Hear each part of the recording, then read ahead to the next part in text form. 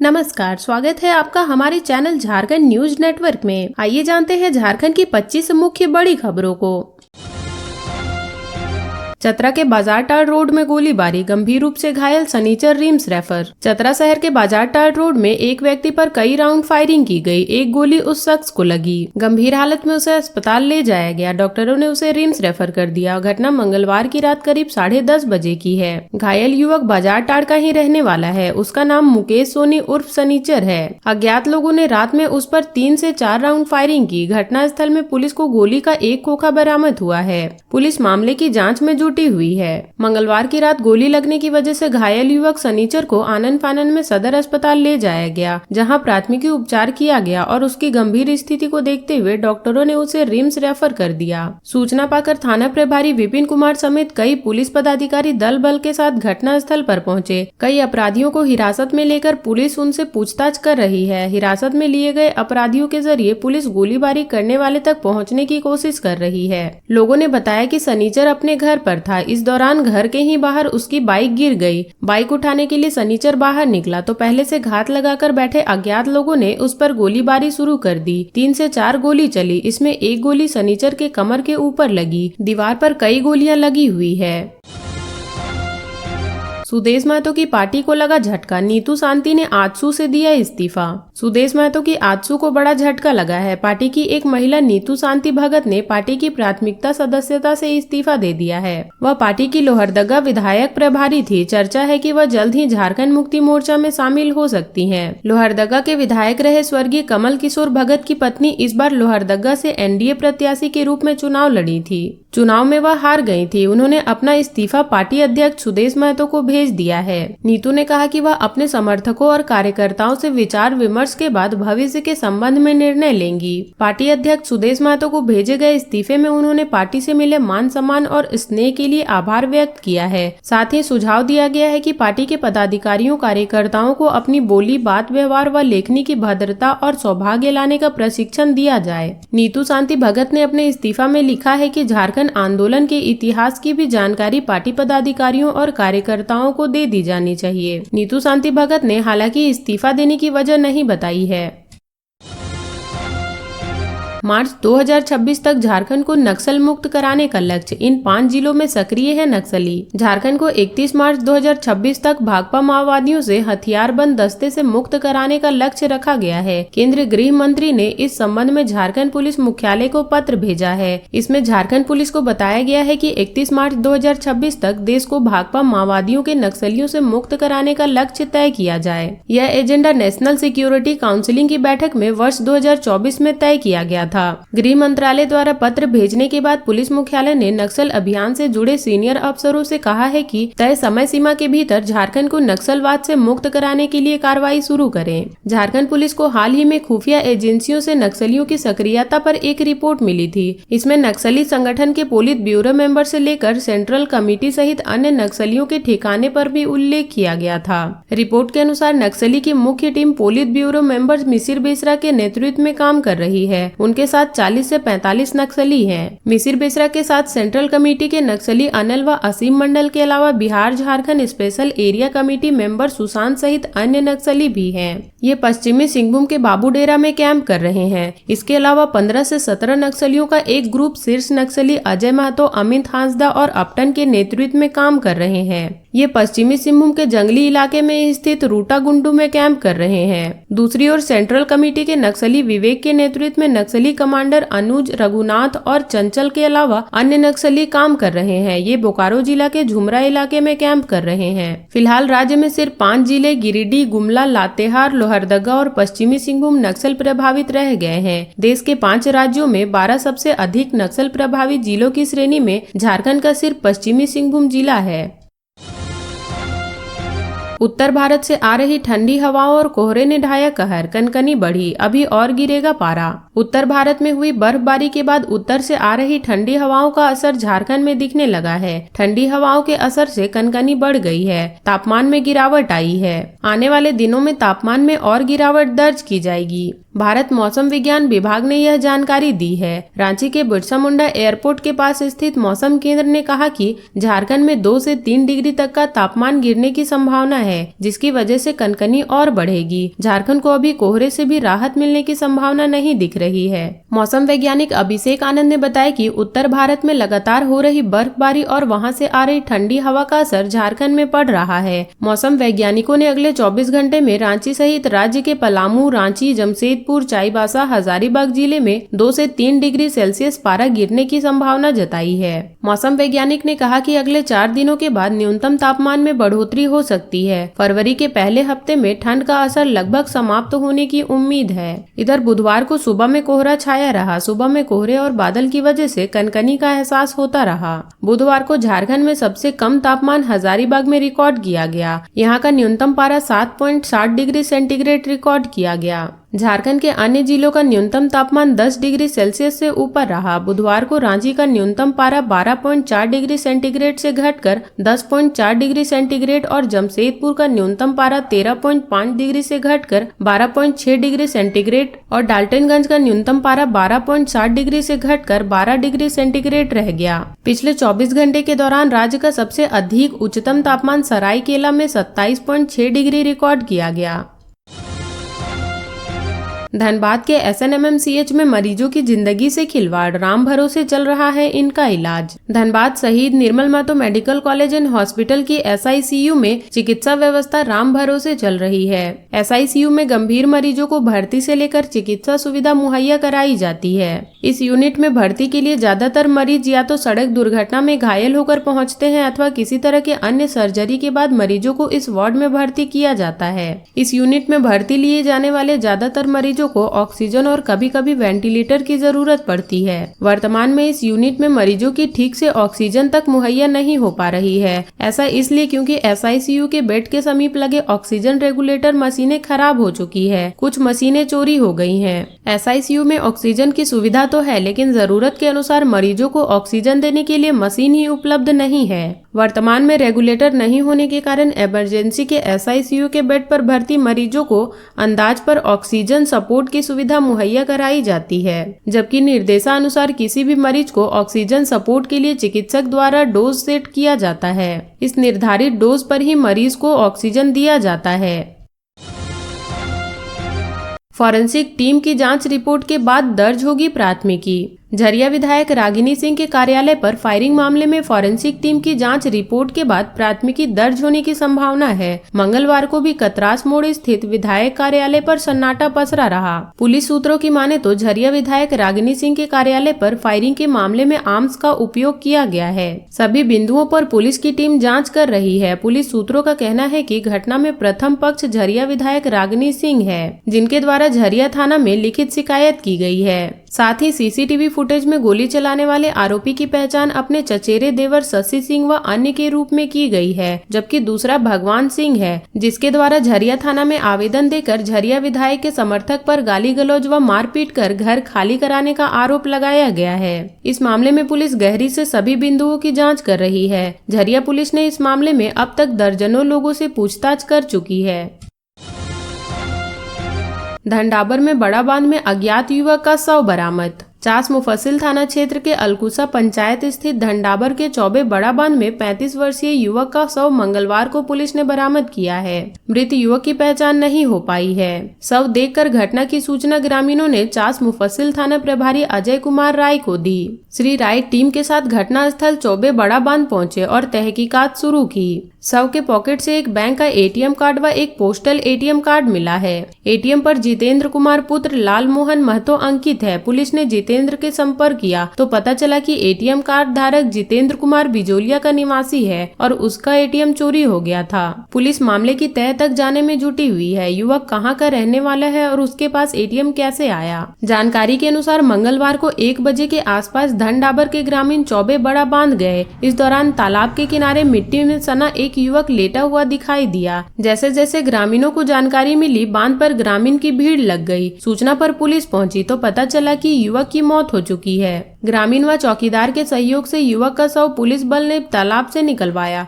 Police शव को थाने ले गई। इधर चास मुफस्सिल थाना की प्रभारी अमित कुमार राय ने कहा कि शव की पहचान अभी तक नहीं हो पाई है। पुलिस ने दर्ज किया 8वां केस, नामजदों को भेजा नोटिस। मधुबन थाना क्षेत्र के खरखरी में हिल टॉप खून संघर्ष मामले में पुलिस ने बीसीसीएल बरोरा प्रबंधक की शिकायत पर मंगलवार को 8वां केस दर्ज किया है। आशा कोठी खटाल से कोयला लदा ट्रैक्टर पुलिस ने जब्त किया है। इस मामले में केस दर्ज किया गया है। इससे पहले इस मामले में 7 केस दर्ज किए गए थे। मधुबन थाना व धर्माबांध ओपी में दर्ज प्राथमिकी में नामजद लोगों को पुलिस ने नोटिस जारी किया है। इस मामले में 123 से अधिक लोग नामजद किए गए हैं। नोटिस में कहा गया है कि बीएनएस की धारा 35(3) के तहत प्रदत्त शक्तियों का प्रयोग करते हुए सूचना किया गया है कि उक्त घटना में अनुसंधान की तथ्यों की परिस्थितियों का पता लगाने के लिए आपसे पूछताछ जरूरी है।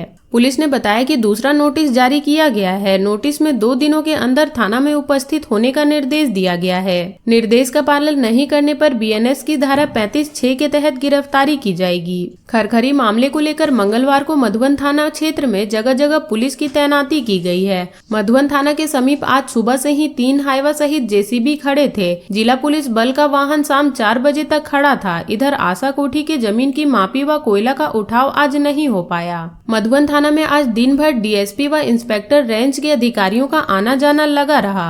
वहीं धनबाद ट्रैफिक डीएसपी का वाहन देर शाम तक मधुबन थाना के समीप खड़ा था। मामले में पुलिस अधिकारी कुछ भी बताने से परहेज कर रहे हैं। शहनाज अख्तर के भजनों पर झूमा जैना मोड़। जैना मोड़ स्थित दुर्गा मंदिर में अयोध्या स्थित राम मंदिर की प्राण प्रतिष्ठा की पहली वर्षगांठ के अवसर पर आयोजित 3 दिवसीय कार्यक्रम के अंतिम दिन सोमवार को भजन गायिका शहनाज अख्तर ने भगवा रंग में भजनों की प्रस्तुति से श्रद्धालुओं को देर रात तक झुमाया। शहनाज अख्तर ने अपने शानदार भजनों से ऐसा समा बांधा कि हर कोई प्रभु की भक्ति में लीन दिखा। शहनाज अख्तर ने छूम छूम छना नना बाजे बाँव पैजनिया से जागरण की शुरुआत की। इससे पूर्व मंच पर आने पर दुर्गा समिति की ओर से शहनाज अख्तर का स्वागत किया गया। प्रभावित परिवारों को बसाने के लिए डीसी से की जाएगी वार्ता। फ्रेट कॉरिडोर निर्माण को लेकर रेलवे द्वारा कुमारधुबी स्टेशन के पश्चिमी क्षेत्र से अतिक्रमण हटाओ के तहत उजाड़े गए लोगों से मंगलवार को निरसा की पूर्व विधायक अपर्णा सेन गुप्ता मिली। उन्होंने इलाके का दौरा कर प्रभावित लोगों का हालचाल लिया। मुंडा धौड़ा सलीका महावीर स्थान धोबी घाट मैथन मोड़ क्षेत्र का जायजा लिया। पूर्व विधायक अपर्णा सेन ने कहा कि प्रभावित परिवारों के पुनर्वास को लेकर शीघ्र उपायुक्त से मिलेंगी। उन्होंने कहा कि जिला प्रशासन व राज्य सरकार द्वारा प्रभावित परिवारों के शीर्ष पुनर्वास की व्यवस्था नहीं की गई तो वह आंदोलन करेंगी। उन्होंने स्थानीय नेताओं द्वारा केंद्र सरकार पर लगाए गए उजाड़ने का आरोप को गलत बताया। कहा कि लोगों को दिग्भ्रमित करने का काम छोड़ जनहित में काम करें। कुमारधुबी में रेलवे द्वारा अतिक्रमण हटाओ से प्रभावित कई परिवार प्लास्टिक टांग कर रहने को विवश हैं। ठंड के मौसम में अतिक्रमण हटाने से लोग परेशान हैं। खटाल में गाय भैंस खुले में बांध रहे हैं। माले नेता मुन्ना यादव भी इस अभियान से प्रभावित हुए हैं। उन्होंने बताया कि विधायक अरूप चैटर्जी ने आश्वासन दिया है कि जल्द ही पुनर्वास की व्यवस्था की जाएगी। शिक्षा से ही होगा समाज का विकास। शिक्षा से ही समाज का विकास होगा। गरीब व अनाथ बच्चों को भी शिक्षा का अवसर मिलना चाहिए। यह बातें धनबाद के एसएसपी एचपी जनार्दनन ने मंगलवार को पोखरिया स्थित अनाथ विद्यालय के प्रथम वार्षिकोत्सव महोत्सव में कहा। इससे पूर्व घोसालडी गांव में पेमिया ऋषिकेश मेमोरियल आवासीय बालिका विद्यालय का भूमि पूजन पूर्वी टुंडी थाना के समीप मैदान में विधायक मथुरा प्रसाद महतो ने किया। शिलापट का अनावरण मुख्य अतिथि एसएसपी ने किया। इसके बाद पोखरिया में संचालित पेमिया ऋषिकेश अनाथ विद्यालय का वार्षिकोत्सव मनाया गया। मुख्य अतिथि एसएसपी एचपी जनार्दनन थे। विधायक मथुरा प्रसाद महतो ने एसएसपी को मेमेंटो देकर सम्मानित किया। विद्यालय परिवार की ओर से अतिथियों का स्वागत किया गया। एसएसपी समेत अन्य अतिथियों ने बच्चों का उत्साहवर्धन किया। पठन पाठन सामग्री का वितरण किया। संट सिग्नल की अनदेखी से बेपटरी हुई मालगाड़ी। गोमो टाउन यार्ड में सोमवार की शाम मालगाड़ी बेपटरी होने की घटना में संट सिग्नल की अनदेखी का मामला प्रकाश में आया। घटना के बाद हाजीपुर तथा धनबाद के कई वरीय रेल अधिकारी रात में ही गोमो पहुंचे। दुर्घटनाग्रस्त मालगाड़ी यार्ड की 1 नंबर लाइन पर थी। लोको पायलट संजय कुमार तथा सहायक लोको पायलट राजीव कुमार सटी के दौरान शाम 5:30 बजे अनदेखी कर आगे बढ़ गए। इस क्रम में मालगाड़ी पॉइंट संख्या 615 पर कोच की एक बोगी बेपटरी हो गई। घटना के बाद गोमो के विभिन्न डिपो इंचार्ज घटना स्थल पर पहुंचे। अधिकारियों ने सोमवार की देर रात तक करीब 3 बजे तक जांच की। मामले में कोई कुछ बोलने को तैयार नहीं है। संट सिग्नल की अनदेखी तथा बेपटरी की घटना के बाद मेडिकल टीम यार्ड में पहुंची। टीम ने लोको पायलट संजय कुमार तथा सहायक लोको पायलट राजीव रंजन कुमार से रक्त का नमूना लिया। मंडल रेल अस्पताल धनबाद में रक्त की जांच होगी। जमशेदपुर वाणिज्य कर प्रमंडल में कर्मचारियों का अभाव, राजस्व वसूली में छूट रहे पसीने। झारखंड में राजस्व संग्रहण करने में अहम भूमिका निभाने वाले जमशेदपुर प्रमंडल के वाणिज्य कर विभाग में कर्मचारियों की कमी है, जिसके कारण न केवल विभागीय कार्य में परेशानी आ रही है, बल्कि राजस्व वसूली के लिए भी विभाग आवश्यक कदम नहीं उठा पा रहा। जमशेदपुर प्रमंडल के 5 सर्किलों में साक्षेप कर्मचारी कम होने से यहाँ के डाकघरों में कार्यदायी काम प्रभावित हो रहे हैं। वहीं राजस्व वसूली नोटिस, स्पेशल ड्राइव व अन्य मामलों का निष्पादन में अधिकारियों के पसीने छूट रहे हैं। वाणिज्य कर विभाग वित्तीय वर्ष के 9 माह में अपने टारगेट को महज 50% ही पूरा कर पाई है, जबकि उसके पास अब सिर्फ 2.5 महीने का समय ही शेष रह गया है। चकुलिया ध्यान फाउंडेशन को निबंधित कराए सरकार। Singhbhum chambers of commerce and industry द्वारा वार्षिक वन भोज का आयोजन चकुलिया स्थित ध्यान फाउंडर परिसर में किया गया, जिसमें लगभग 500 सदस्यों ने अपने परिवार सहित उपस्थित होकर वन भोज का आनंद उठाया। चैम्बर के अध्यक्ष विजय आनंद मुनका व महासचिव मानव केडिया ने कहा कि यहाँ आकर एक अलौकिक आनंद की अनुभूति हुई। चैम्बर का यह प्रयास होगा कि इसे सरकार द्वारा निबंधित किया जाए। अतिथि के रूप में बहरागोड़ा के पूर्व विधायक कुणाल सांडगी ने भी उपस्थिति दर्ज कराई। ध्यान फाउंडेशन गौशाला के सदस्यों ने बताया कि यह 20,000 से अधिक गायों की सेवा निस्वार्थ भाव से किया जा रहा है। निश्चित ही यह स्थल तीर्थ स्थल है। पूर्व अध्यक्ष RK अग्रवाल की प्रेरणा व महत्वपूर्ण सहयोग से ध्यान फाउंडेशन चकुलिया गौशाला परिसर में चैम्बर का पारिवारिक वन भोज सम्पन्न हुआ। टाटानगर रेलवे स्टेशन में अराजक स्थिति, सिस्टम की उड़ रही धज्जियां।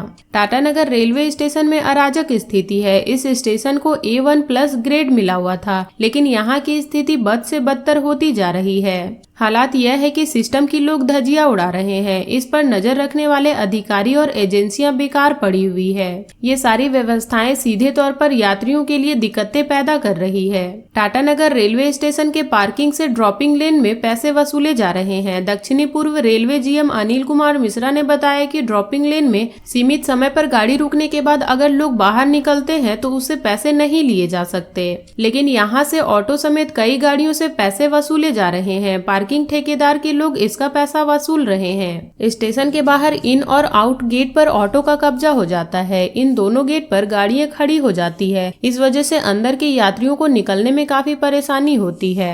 RPF पोस्ट के सामने ही ऐसा होता है। इसको रोकने के लिए किसी तरह का कोई कदम नहीं उठाया जाता। टाटानगर स्टेशन के टैक्सी स्टैंड में दुकानें खोल दी गई है। जब जब रिपोर्ट खबरों में आती है, दुकानें हटा ली जाती है, लेकिन फिर से वहां दुकानें खोल दी जाती है। इस एरिया को टैक्सी स्टैंड को संचालन के लिए दिया जाता है, लेकिन यहाँ दुकानें चलाई जा रही है। मैया सम्मान ही नहीं, झारखंड की बेटियों को इस योजना के तहत 40,000 रूपए देगी हेमंत सोरेन सरकार। मैया सम्मान योजना के अलावा भी हेमंत सोरेन सरकार झारखंड की बेटियों के लिए योजना चलाती है। इस योजना के तहत बेटियों को 40,000 रूपए मिलते हैं। इस पैसे का इस्तेमाल लड़कियां अपनी पढ़ाई में कर सकती हैं। मैया सम्मान योजना से काफी पहले इस योजना की शुरुआत की गई थी। झारखंड सरकार ने इस योजना की शुरुआत की थी ताकि लड़कियां उच्च शिक्षा से अपने सपनों को पूरा कर सके। हालांकि झारखंड सरकार की यह योजना सभी लड़कियों के लिए नहीं है। यह वित्तीय सहायक योजना किशोरियों, विशेष रूप से समाज से कमजोर वर्गों की लड़कियों के लिए शिक्षा से जुड़े अपने सपनों को पूरा करने में मदद कर रही है। हेमंत सोरेन के नेतृत्व वाली सरकार की इस योजना का नाम है सावित्रीबाई फूले किशोरी समृद्धि योजना। इस योजना का मकसद बाल विवाह को बंद करना है, पढ़ाई बीच में छोड़ने वाली बच्चियों की संख्या में कमी आना और लड़कियों को उच्च शिक्षा प्राप्त करने के लिए प्रोत्साहित करना है। काफी हद तक यह योजना अपने प्रयासों में सफल हो रही है। सुभाष महतो नामक एक अभिभावक का कहना है कि सावित्रीबाई फुले किशोरी समृद्धि योजना ने सुनिश्चित किया है कि वित्तीय बाधाएं अब उनकी बेटी के डॉक्टर बनने के सपने पर बाधा नहीं बनेगी। सुभाष महतो की बेटी अभी 10वीं में पढ़ रही है। उसे इतने पैसे मिल जा रहे हैं कि वह अपनी शिक्षा आगे की जारी रख सके। इस योजना के तहत किशोरियों की शिक्षा को आसान बनाने और महिला सशक्तिकरण तथा लैंगिक समानता को बढ़ावा देने के लिए सरकार बच्चियों को 6 किस्तों में कुल 40,000 रूपए छात्रवृत्ति देती है। सावित्रीबाई फुले किशोरी समृद्धि योजना के तहत 8वीं से 12वीं तक की लड़कियों को 5 किस्तों में 20,000 रूपए दिए जाते हैं। 18 से 19 वर्ष की आयु होने पर इन लड़कियों को सरकार एक मुक्त 20,000 रूपए की छात्रवृत्ति देती है। सरकारी आंकड़ों के मुताबिक वर्ष 2024-25 के लिए 7,35,859 लाख किशोरियों को इस योजना में शामिल किया गया। मुख्यमंत्री हेमंत सोरेन ने झारखंड विधानसभा चुनाव 2024 से पहले जब आपकी योजना आपकी सरकार आपके द्वारा कार्यक्रम शुरू किया था, तब कहा था कि राज्य के किसी भी माता पिता को अपनी बेटियों की शिक्षा के बारे में चिंता करने की जरूरत नहीं है। सरकार सभी बेटियों का ध्यान रखेगी। सावित्रीबाई फुले किशोरी समृद्धि योजना उनका ध्यान रखेगी। पहले इस योजना का लाभ 2 बेटियों तक सीमित था, लेकिन बाद में सरकार ने सभी लड़कियों को सहायता राशि देने का फैसला किया। तो ये थी झारखंड की अब तक की बड़ी खबरें। ऐसे ही झारखंड की खबरों से अपडेट रहने के लिए हमारे चैनल झारखंड न्यूज नेटवर्क को सब्सक्राइब कर लें और बेल आइकन को प्रेस कर लें ताकि हमारी हर वीडियो का अपडेट आप तक पहुंच सके।